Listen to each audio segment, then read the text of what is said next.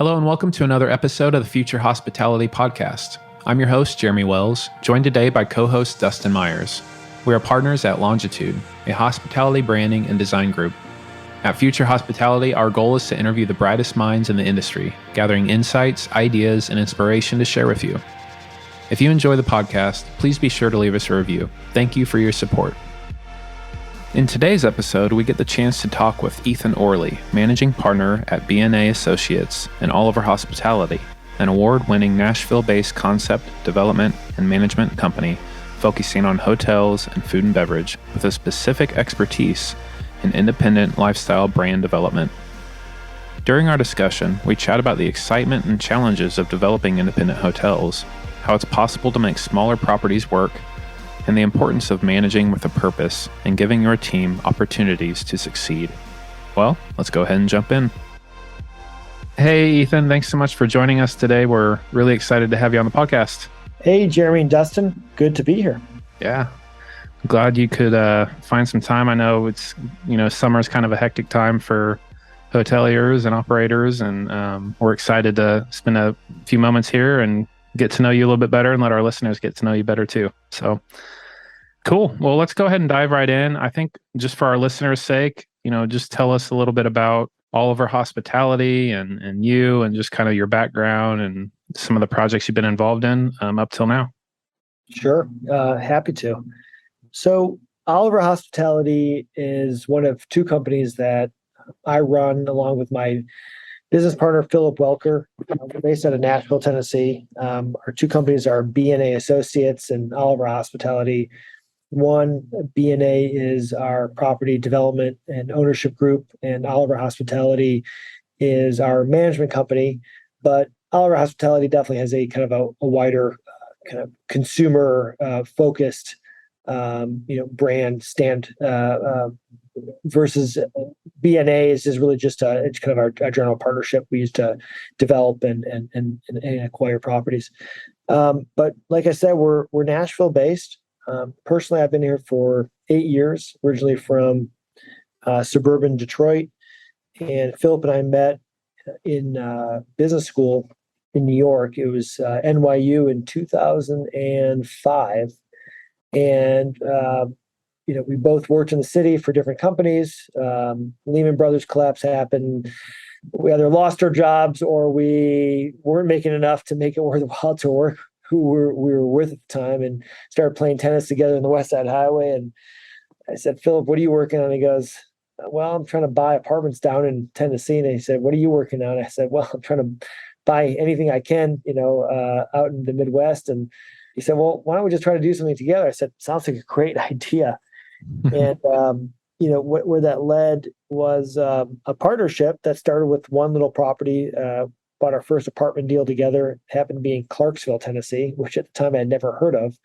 And I was kind of having a moment of like, wait a second, I'm buying my first commercial transaction in a town I've never heard of, in a part of the country that frankly I'd flown over my whole life. And we did that deal. We still own it today. And that was really a fantastic kind of first entree. And it was just 6 months later that we bought our first hotel project, which was at the time was the St. Oliver Hotel. It was a 28-room hotel, if you want to call it that, in Knoxville, Tennessee. Again, a town I had never really spent any time in. I had, I think, traversed through it on Highway 40 or I-75 going south. And had a moment of like, wait a second, we're going to buy a hotel in a town that I've really never spent time in, that most people didn't know much about. And so that was really where it all started. Flash kind of forward, after we closed, we converted it and rebranded as the Oliver Hotel. Because we thought St. Oliver kind of sounded like a cheap motel at the time. We thought we'd kind of glam it up, and everybody was putting in like the in front of their hotel name at the time. So it's like, okay, it's not like the cool thing to do. So it's the Oliver Hotel. I could probably spend an hour talking about that specific project, but I'll kind of give you some highlights. Number one, it was an interesting deal because everyone in the hotel business told us, don't do it. It's in Knoxville. They don't need a boutique hotel. It's 28 rooms. You can't make money in a 28-room hotel. All the reasons. Oh, you guys have never been in the hotel business before. Who's going to manage it? Who's going to run the bar? Who's going to run the restaurant? I mean, all the questions you would probably get from your uncle telling you why you should do a certain business. And you're like, but I think it's a good deal. And so, we bought it at the heels of, the recession, or at least coming out of it. And, really got it for an incredible price at the time. Looking back, the only other use for it was to convert to condos. No one was thinking about hotels in 2010. And so Philip kind of took on construction, and I took on, management. I had a little rental desk in Tribeca in New York City when I was still living up there. And I was ordering pillows and toothbrushes and little shampoos and testing out property management systems and, trying to get the property back into the 21st century. Because for a long time it was run as almost like a personal residence. It was a doorbell, and if you wanted a room, you rang the doorbell, and Robin might come up to greet you with her paper calendar to see if she had space for you upstairs. So we really did a full 180, but it had been built in the 1980s for the World's Fair, and it was built as the VIP hotel, and it was financed by the Booker brothers. Who ended up going to jail many years later because they were out there sloshing money around, and so this was we ended up being the beneficiaries of that. But it's funny because all these Hollywood stars that stayed there during the World's Fair, and then a lot of towns post Olympics, post World's Fair had really kind of went downhill because all that money dried up. And so Knoxville was no different. Downtown dried up and was boarded up, and this hotel really went nowhere. So anyway, long story short is we opened the hotel, a lot of paint, a lot of new carpet, and just kind of off the shelf and custom furniture, new branding, opened a cool speakeasy bar, opened Tupelo Honey Restaurant, which is the first restaurant outside of Asheville where they got their start.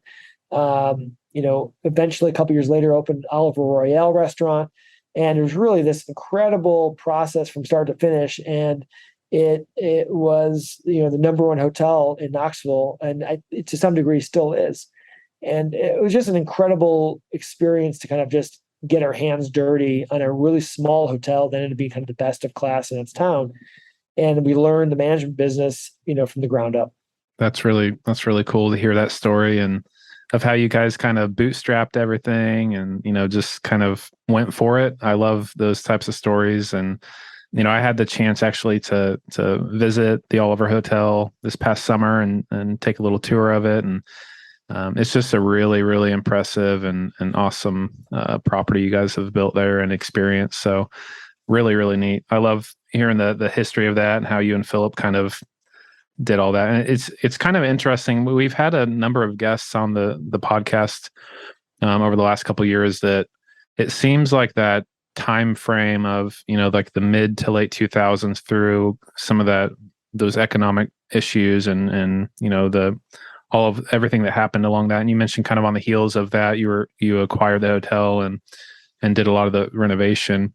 What do you think, your experience kind of going through that 2008, 2009, economy, like what did you learn going into that? And why did you see kind of, I guess, the silver lining or the opportunity in this type of property?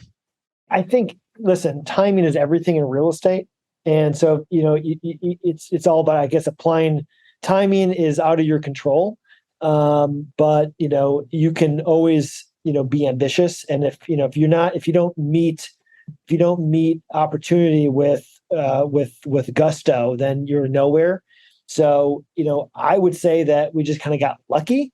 I could also look back and say, wow, like that was the best time in our life to go buy property. Why didn't we buy more? The reason is simple. We had no money. So, I mean, we weren't geniuses. I think it was just it was a special time. And I haven't seen those types of opportunities arise, and especially in the Southeast. So the other thesis of this was Philip and I, we'd lived in New York, we'd been around the world. And we both knew that middle America, I'll call it middle America, it's really not, but everything between the coasts was wanting of that boutique hotel experience, James Beard restaurant, the kind of the kid that went off, to the coastal cities and brought back, their expertise. I mean, every town, urban,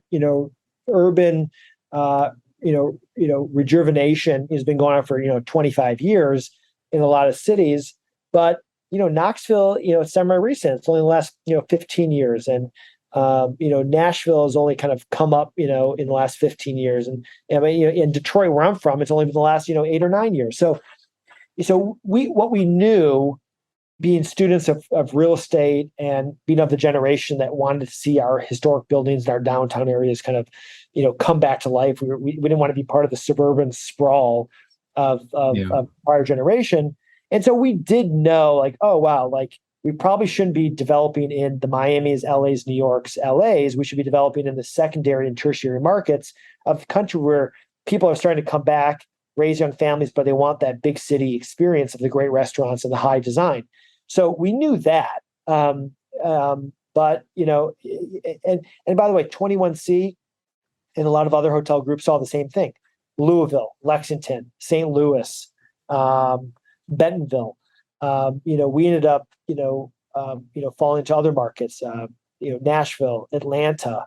Now we're in Oxford, Mississippi, and in South Lake Tahoe.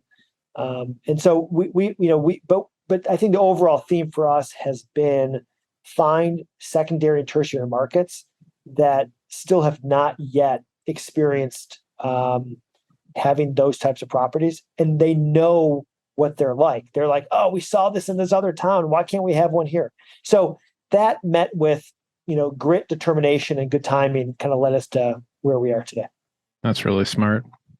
Yeah, I mean, it sounds like it's this combination of great timing and just understanding like placement, being strategic about which areas are hungry for the types of projects that you guys are putting together. And then I think also just a strong brand vision. I see that with a lot of your hotels and projects, just like a really thoughtfully designed and unique experience that you've created from a brand experience standpoint. Maybe give us some insight into the inspiration there and how you approach projects. Sure. By the way, I have to go back and correct. I said Booker Brothers. It was actually the Butcher Brothers that ended up financing the Knoxville Hotel, amongst others, back in the 1980s. They just sound like they should be in prison, like you said. Oh my God! There's a book. I still have to read the book, but it's a famous, it's a well-known name. I think some people lost a lot of money, but it's kind of one of those classic, scenarios from that era. But I've always had, a design, urge. I've always just loved good architecture and art and graphic design, and I've always been attracted to that just in general. I think Philip has also had an eye for design. He liked, just kind of great execution. He and I both had traveled considerably in high school and college. Stayed at a lot of great hotels, a lot of just crappy hotels as well. And I think we knew the difference. And I think we were both attracted to independent hotels, probably for different reasons. But we both wanted to create our own vision. And I think the idea of just buying into a franchise was just like not going to get us up in the morning. And so that was never an option, ever. Yeah. It wasn't about necessarily the money. It was about, I think, obviously making sure our projects were economically and financially feasible and sound, but exciting and something we could be very, very proud of, and something we could put our heart into. And hopefully, actually, we talk about this as well. Like, well, if we get it dialed in to where the design and the graphic design is really good, and theoretically costs us the same to execute as a franchise hotel, but we save the 7, 8, or 9% franchise fees. Then we automatically come out ahead. So it wasn't just about, oh, we want to be able to put our name on it. It was like, oh, we can put our name on it. It can be ours. We can be proud of it. People be like, oh my God, I've never seen that before. And we can make more money. And so who doesn't want that? It was a total win-win. As far as, design inspirations, when I was in New York, the Ace Hotel made its debut in Midtown. And I think that changed, a lot of people's kind of conception of what a hotel lobby experience can be like. I give a lot of credit to, our kind of our forebearers. You got the Ian Schrager's and the Kimptons, and you got Alex Calderwood, who really made a huge impact in kind of changing people's perceptions of what that boutique experience is. Which, by the way, everything was boutique before the Howard Johnsons and Holiday Inns. Everything was just a very kind of I was either a beautiful 5-star, classic European standard hotel, or it was a bed and breakfast, but it was all personalized. It's only been this, 80-year period, or maybe 60-year period of kind of, the franchise cookie cutter. And so I think, Philip and I loved the standards and the Aces, and the, the other, the BD hotels in New York City, where we spent a lot of time. And I think it was automatic that we were going to make our hotels to kind of, to rise to that design level and graphic design execution. And so when we opened our first few hotels, we, automatically called upon interior design groups in New York, specifically in Brooklyn. And when it came down to graphic design, we really tried to find some really kind of, fantastic partners, in that regard as well, that kind of spoke that slightly irreverent language that really resonated with both of us. Yeah, that's really, really interesting. I love kind of the peek behind the curtain is from your thinking and your approach. You touched on something we've heard a lot, even just, at Longitude with a lot of our clients who are kind of considering, they have a property that's, coming up on the franchise agreement that's ending, and they're kind of going back and forth of, should I sign up again with the franchise agreement, or should I rebrand this and reposition it and do my own thing? And I think you touched on kind of the sexier part, so to speak, of like having that brand freedom and, being able to implement your own voice and design and interiors and have control over that. I think one thing that we hear a lot too, and I'm sure you guys, have solved for this over the years, but just like the perceived safety of like the chain as far as distribution and, getting, having those marketing dollars and that support and just the distribution through all the channels and et cetera. How have you guys kind of managed that over the years for all of your properties and helped, improve that upon, what the chains might offer? Great question. You sound like the chief credit officer of every bank I've ever had to a bank loan. What's your reservation system? Well, Mr. or Mrs. Chief credit officer, there was no such thing as a reservation system as there was in the 1970s, 80s, and 90s. The internet changed all of that. Now, people have points. Loyalty matters a lot. And that's a challenge. I think the way we've thought about this is, if we're sub 100 keys and we have a really striking property and there's not as much competition as there are, it's not crazy, we should be able to strike out on our own and get our fair share of market with or without a reservation system or a loyalty program. Now, you start, crawling up to 150 keys, 200, 300, I think it changes everything. If you don't have a strong brand, it's kind of based in a primary city where people are like, oh, wow, like so-and-so stayed there. I mean, that gets a lot more challenging. I don't think, I'm willing to take on all of that risk today, but I think if you're sub 100 keys and you have a really special product with a great F&B program, I think there's plenty out there in methods of advertising between Google AdWords and local, word of mouth marketing that you can survive and thrive. And there are great examples of that, and I won't bore you with what those are, but the independent brands have continued to, strengthen. But there is a place 100% for the franchises, and they're very, very smart with their branding. And, we've considered it for larger properties, here and there. Yeah, I totally agree. It's the less but better mindset, and I think you articulated it well. If you've got 300 rooms you're trying to fill, maybe that's a little different story. But when you're trying to do something really unique and special, and you don't have a massive number of beds to fill, like, you can find the people who care about that and are willing to take the risk on a property that maybe they've never been to before or heard of before. Yeah, and some people are kind of working the hybrid model, the curios, the autographs, the Unbound collections. I mean, there's a zillion soft brands, which is basically you're paying the same thing. I'd almost rather, there's a time and a place for everything. So I don't want a blanket statement, for those people who are listening to this podcast, because there's a time and place for everything. But, if you got a great design, you can always, as somebody pointed out to me years ago, if you have a great hotel with a great design, you can always go back to the corporates and they will gladly sign your business up to be a franchise. But on the front end, if you're able to get out in front of a customer base and thrive without them, it's a sure way to pocket an extra 7 or 8%.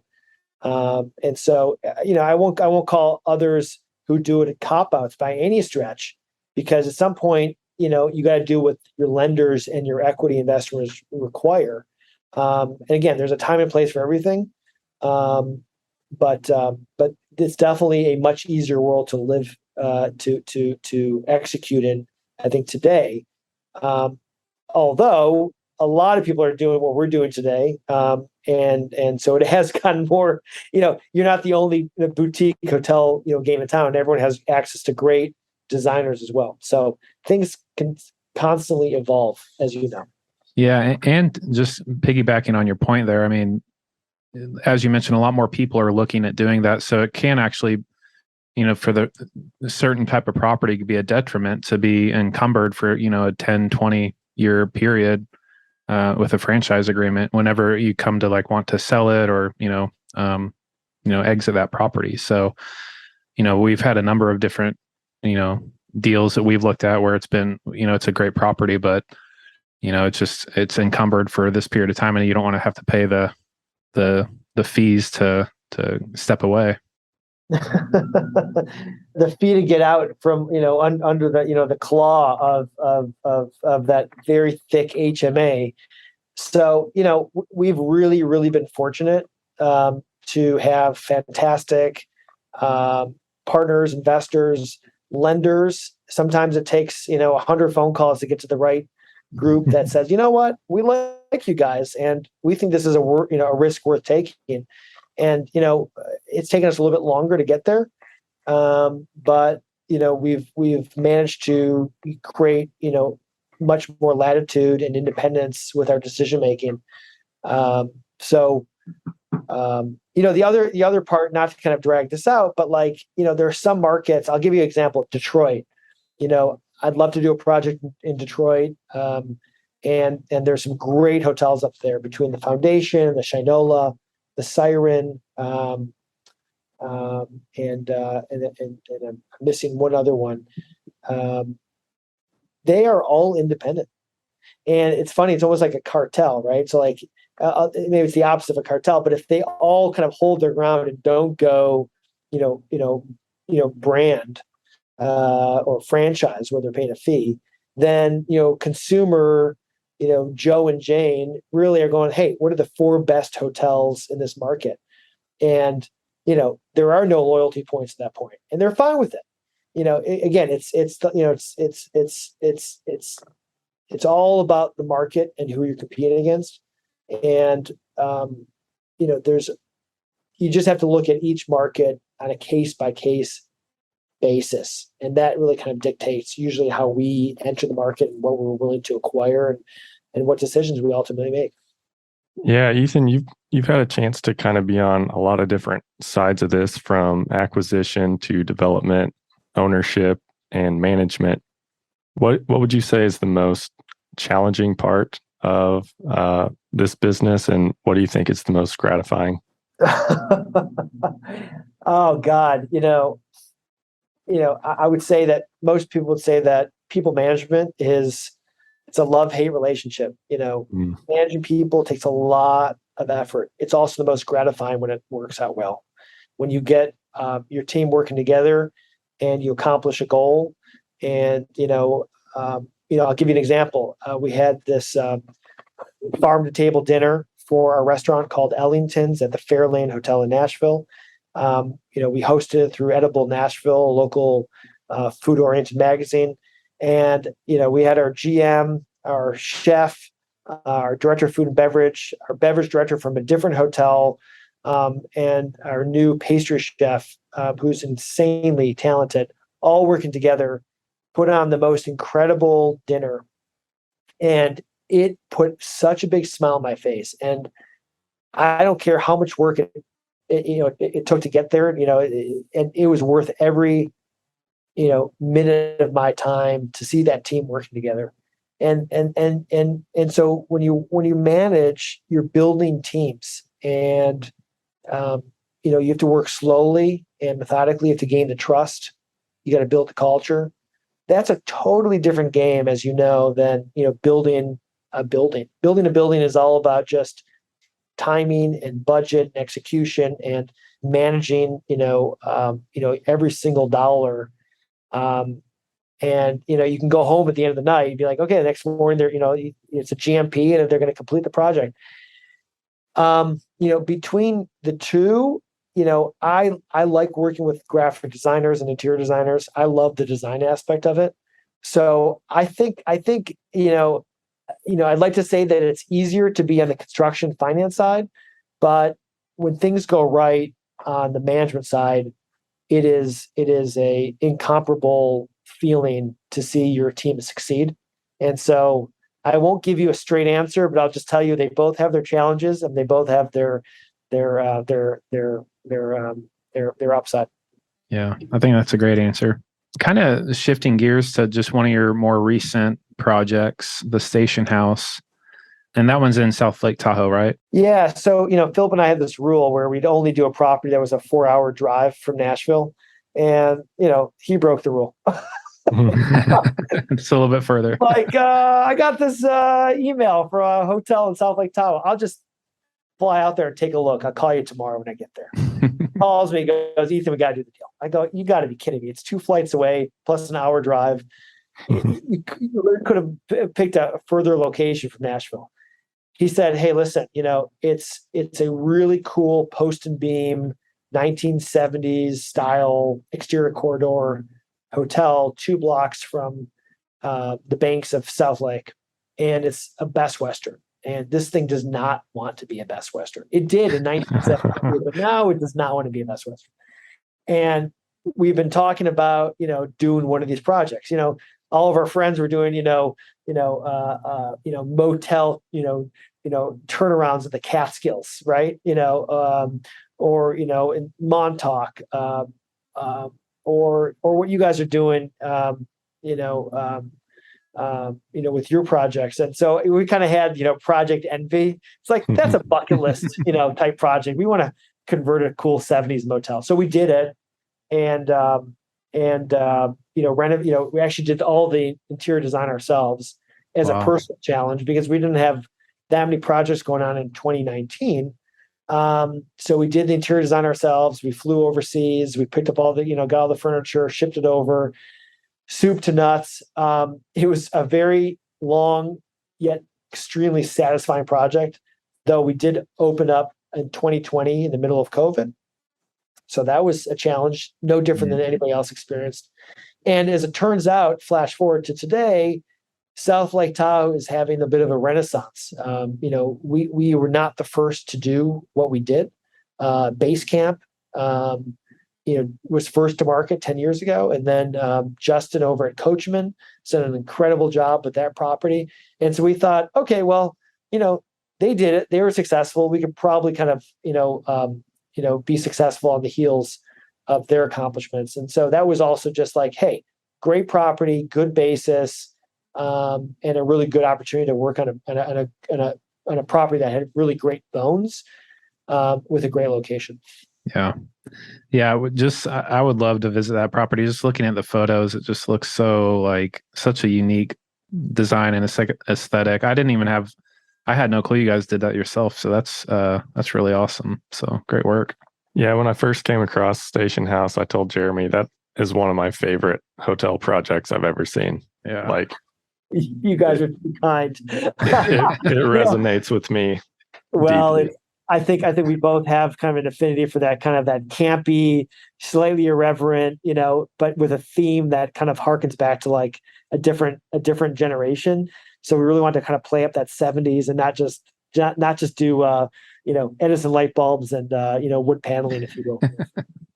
Yep. Cool. Kind of shifting gears to another topic here. I know that at Oliver Hospitality, from what we've gathered, you guys are really intentional about giving back and doing community involvement and things like that. But what does that look like to you guys, and how do you guys approach that?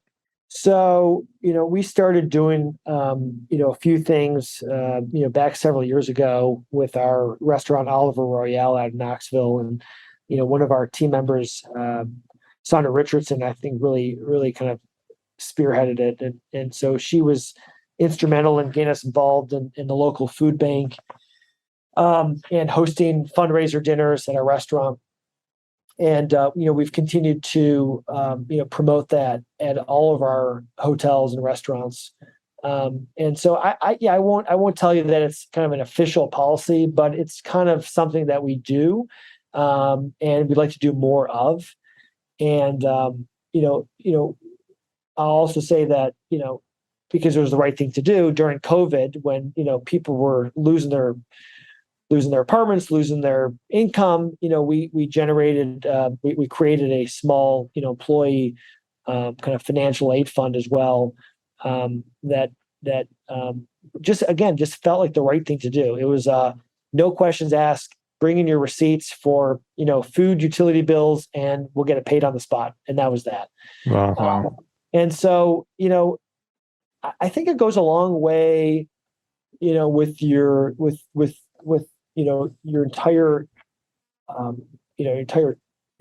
team, that they know that, like, hey, like, it may only be $1, it may only be $100, but like, these are people that if things really fall apart, like, I might have a chance at getting a second chance here. And I think it's just setting that culture of, hey, we can't give everybody everything, but like, we're here to help you, and we're here to expand your career opportunities as well. And so I think it's just more of a, it's not necessarily, every, 1% towards the planet, or, 10% of our bottom line. I mean, it's more of just the mentality of, hey, we got to do the right thing. And at the end of the day, whether people recognize it or not, whether we do it anonymously or up front, it sends the right message to the community and to our local team. Yeah. Just matter of being a good human, sounds like, which is cool. Yeah. I mean, that's what hospitality is, right? Just like caring about people, making them feel special, meeting needs, letting them feel seen and heard, and sacrificing on the behalf of others. So that kind of came up in a previous answer as well. So that's just really inspiring. Love that. Yeah. Yeah. I think, you guys probably read the book, Setting the Table, and we've all kind of, been, I think somewhat, I've at least kind of been a minor devotee to kind of the motto of, well, take care of your employees first, and the rest will get taken care of. I don't really think about our guests and how they're being taken care of, because I know that we're bringing in folks into our company that are hospitality minded, and as long as we're treating them with respect, the rest gets taken care of. So, I don't mean to be dismissal of our guest, but they are being taken care of because we are taking care of our crew. And I try to, be a pretty, casual, down to earth, door open policy type of a leader. And I hope that resonates. I think it has. Yeah, absolutely. As you look to the future, what are you most excited about? I know you've got a couple projects kind of in the works, and what does the future of Oliver Hospitality look like for you guys? So right now we've got 6 operating hotels, and we've got 2 more construction projects in the pipeline. We should probably be at around 8 hotels in hopefully 24 months. But with construction, anything is possible. We've got a really interesting project out in California right now it's called Marconi Conference Center, and it'll be rebranded as Lodge at Marconi. We were given the opportunity to manage the Marconi Historic State Park, which is an hour north of San Francisco on Tamales Bay. Really gorgeous part of the country. And we will be investing a considerable amount of money to renovate a number of turn of the century and 1970s buildings for both accommodation units, housing units for employees, and conference center and event space. And so it's a really exciting, fun project. Again, another bucket list project. I think it's kind of how we run our business. It's like, oh, we've always wanted to do a hotel that's like X. And so, no 2 project is the same, which is a challenge, but it keeps things really interested. And our sales team and ops team, I think, enjoy the fact that we can go from a city hotel, for example, the Claremont in Atlanta has, the world famous Claremont Lounge adult entertainment bar in the basement. From that to, Marconi State Park, which is really a kind of an environmental educational playground, in one of the most beautiful, preserved parts of the country, is really a fun kind of challenge. And it's also, I think, a nice reprieve. You can kind of, put 2 different hats on at any time of the day. In addition to that, we're working on the Andrew Johnson project, which will end up being rebranded as the Hotel Americana. It's a 160,000 square foot, 12-story red brick 1920s high rise in downtown Knoxville. We've been working on it for about 5 years, and that'll yield around 169 suites. We're going to do a dinner supper club with a music venue. We're doing a jazz club. It's a really big, exciting project. It's our kind of it's our chance to again come back to a city where we got our start in the hospitality business, where we have I think a good reputation and a committed and excited audience, and we're about to really kind of just jump to a whole other level there. We have a great urban renewal project in downtown Clarksville, Tennessee, which is 45 minutes northwest of Nashville. We're doing a project that encompasses a large hotel, 8 restaurants around an outside mall, and a large parking deck to support both the restaurants and a brand new 5,000 seat stadium that the city and county of Clarksville just put together. So some really exciting projects, ranging from state parks to urban renewals in kind of tertiary markets in Tennessee. And I think that's ultimately what keeps us going, is just having fun with what we do and executing at a very kind of professional level with a very dedicated team. And just to kind of answer the last piece, which is I grow the company. I wake up every morning thinking about giving our team opportunity. People want to grow. They want to make more money. They want to see the world. And so if I'm not growing, they're not happy with me. So frankly, I'm in my position, frankly, for our team members. And as funny as that sounds, I think it's partially true. I work for them. They don't work for me. I promise you. That keeps it fun. That's so cool. Those are incredible projects. Can't wait to see them. Yeah. Awesome. Well, we can't wait to see the progress over the coming years and just follow along with BNA and Oliver Hospitality. And just, you guys are doing incredible work, Ethan. So thank you for taking a few moments and chatting with us. And is there any way that people can get a hold of you guys or find out more? Sure. I think best website for us is oliverhospitality.com. And they're welcome to reach out to me personally at ethan@bna-re.com. That's spelled Bravo November Alpha -RE like real estate. And that's about as complicated of a domain that I will ever want to buy. Awesome. Ethan, thank you so much for joining us. It was a pleasure. It was my pleasure as well. Appreciate you guys and look forward to working with you guys again soon. Yeah, we'll see you around. I hope you enjoyed today's episode of the Future Hospitality Podcast. If you enjoyed today's topic and episode, please leave us a review. If you'd like to learn more about Longitude, you can visit longitudebranding.com to see our portfolio of design work, read our Insights blog, and learn more about our team. You can also find us on Instagram and Facebook by searching for Longitude Branding.